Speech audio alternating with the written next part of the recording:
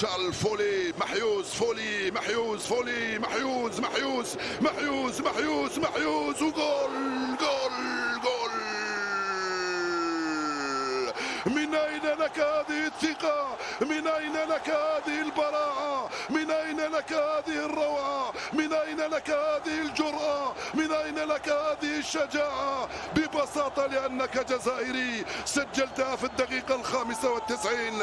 ركلة جزاء صفرها الحكم منطقية وصحيحة وعادية وطبيعية. ينفجر ملعب نيلسون مانديلا. لو كان الزعيم نيلسون مانديلا حاضرا لانفجر في ملعبه، لأنه ثوري، لأنه يقدر ويحب الجزائر، لأنه يدرك قيمة تسمية ملعب في براقي في ضواحي العاصمة باسم نيلسون مانديلا، الزعيم الإفريقي الذي قاد ثورة. وأي ثورة! نعم يا محيوس، هدف أول يسجل للمنتخب الجزائري في الدقيقة 95.